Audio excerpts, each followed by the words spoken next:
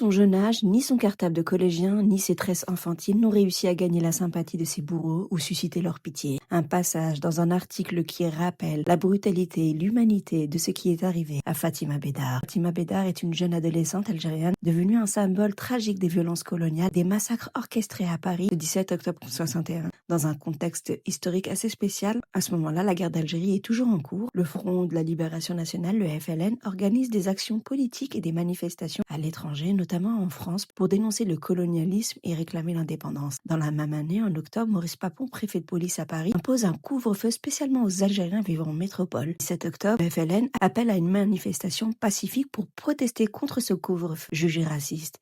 La répression policière sera atroce, arrestations massives, brutalité, jetées sur la scène pour certains, disparitions pour d'autres. Beaucoup de morts ce jour-là. Fatima Bédar est née le 5 août 1946 à Tichy, dans la wilaya de Béjaïa. Elle arrive en France vers l'âge de 5 ans pour rejoindre son père qui travaille. La famille habite d'abord dans un bidonville, dans un quartier de Pleyel à Saint-Denis, puis à Aubervilliers à Sarcelles, puis à Stens à Saint-Denis. Elle fréquente le collège industriel et commercial féminin de Saint-Denis. Elle aimait étudier, elle était très brillante. Bien qu'adolescente, Fatima est sensibilisée à la cause algérienne. Son père est militant pour le FLN et l'accompagnait parfois aux réunions clandestines. Ce jour-là, malgré son jeune âge, Fatima souhaite participer à la manifestation organisée par le FLN contre le couvre-feu. Sa mère lui avait interdit, jugeant qu'elle était trop jeune, mais elle finit par sortir en cachette. Elle disparaît ce jour-là, sa famille la recherche, son père porte plainte, fait des recherches, mais les autorités françaises nient la responsabilité. Son corps sera retrouvé le 31 octobre 61, coincé dans une turbine de l'écluse du canal Saint-Denis ou de la Seine selon les versions. Son corps est très abîmé, son père ne la reconnaît que grâce à ses longues tresses noires. La police conclut à un suicide malgré le fait que rien dans le profil de Fatima ne laisse penser qu'elle aurait pu se suicider. Sa famille conteste sa version. Pendant des décennies, Fatima est tombée dans l'oubli, faute d'informations, de preuves et de reconnaissance. En 1986, un journaliste et un écrivain fait paraître un article qui remet la lumière sur le sort de Fatima. En France, son nom a été donné à un collège à Stens, dans le département de la Seine. D'ailleurs, une bande dessinée à son hommage retrace son histoire afin de lutter contre l'oubli des violences. Ce 17 octobre 61, Fatima, la fille du fleuve, elle est considérée comme la plus jeune victime connue de la répression du 17 octobre 61.